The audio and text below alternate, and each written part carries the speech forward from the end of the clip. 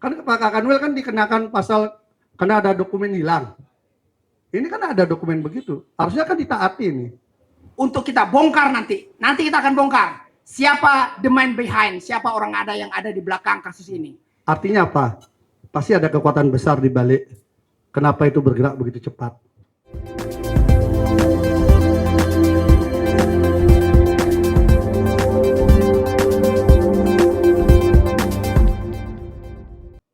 Dan ini masyarakat Bali dimanapun berada. Sidang pra-peradilan yang diajukan Kepala Kantor Wilayah Badan Pertanahan Nasional atau BPN Provinsi Bali, Imade Daging akan digelar pada Jumat 23 Januari 2026 di Pengadilan Negeri Denpasar.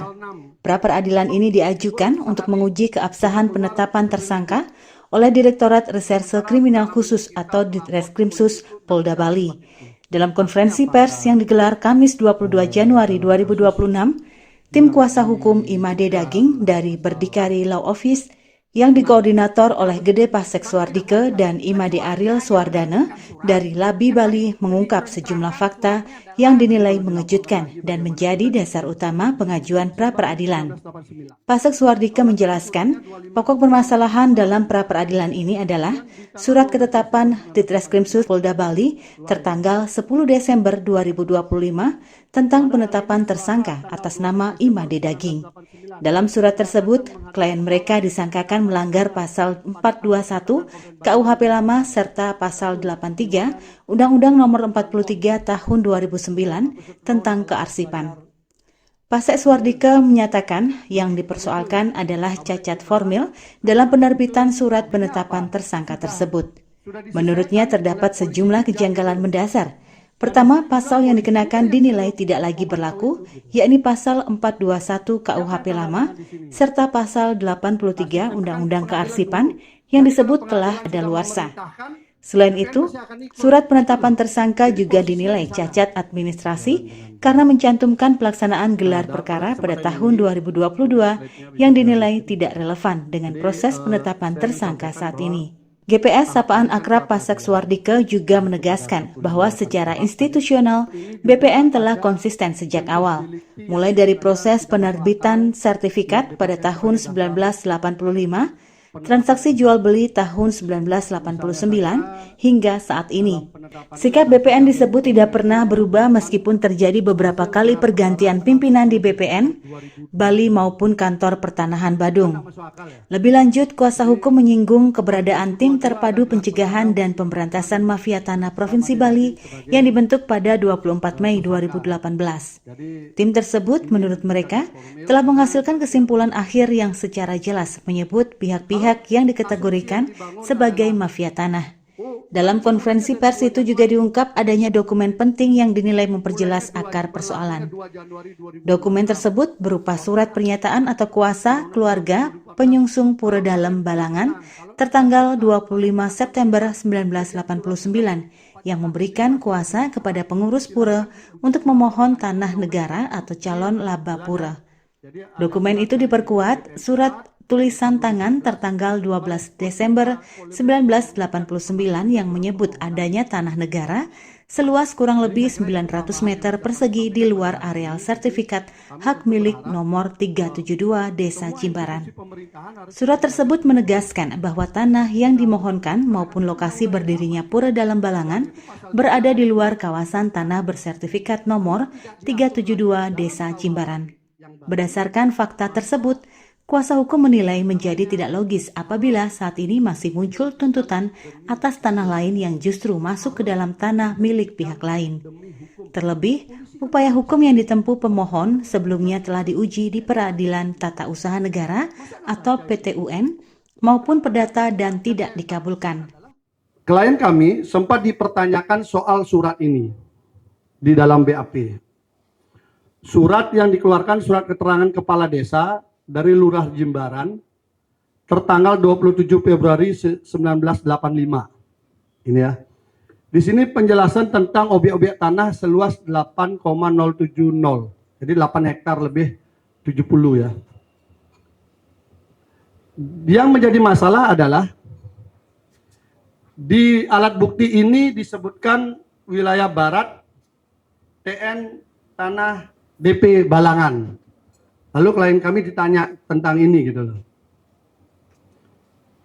Astungkare puji Tuhan, ya ternyata memang keadilan selalu menunjukkan jalannya. Kami ternyata menemukan juga surat lain. Sama persis semuanya sama persis. Dikeluarkannya sama, tanggalnya sama, semua sama, fontnya sama, hanya satu saja yang berbeda, yaitu wilayah untuk sebelah barat. Di sini ditulis dengan TN garing tanah DP Balangan. Sementara yang di sini ditulis TN strip Selat Bali. Jadi ada kata Selat Bali dan ada DP Balangan. Pertanyaannya adalah, kalau ada dua surat sama persis tapi ada satu di dalamnya berbeda, berarti satu pasti asli, satu pasti palsu, kan gitu. Nggak mungkin dua-duanya asli. Tanda tangannya sama. Saya kira kalau penyidik mau netral, kalau Polda mau netral, tidak bermuatan, harusnya ini didalami.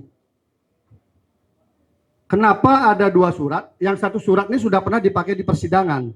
Artinya kalau ini ternyata nanti terbukti palsu, maka ini ada pidana tersendiri dia oleh penggunanya. Tapi kalau ini palsu, nanti kita buktiin.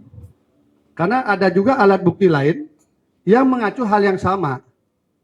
Lokasi ini, lokasi yang berdekatan dengan daerah Pecatu. Jadi ketika awal mula diurus, sempat diurus suratnya di Pecatu. Wah, di Pecatu itu pada tanggal 26 Januari 1985. Ya. Kemudian karena perbatasan di sana terus masuk wilayah Jimbaran, diperbaiki lagi 27 Februari 1985. Jadi Januari dikeluarkan surat dari Pecatu, kemudian diperbaiki di 1985 bulan Februari. Isinya adalah sama. Di Pecatu disebutkan juga Selat Bali. Jadi ada dua surat yang menunjukkan batas-batasnya itu adalah Selat Bali, bukan tanah DP Balangan. Bukan. Nah, ini saya kira untuk kita tahu kenapa ini bisa terjadi.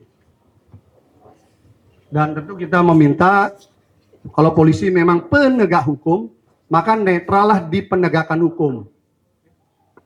Netral di sana. Kalau ada temuan seperti ini, jangan justru terbalik. Menurut hemat kami, Di sisi lain, Imade Ariel Suwardana menilai penetapan tersangka terhadap Kakanwil BPN Bali merupakan bentuk kriminalisasi, kewenangan jabatan yang berbahaya bagi sistem pemerintahan.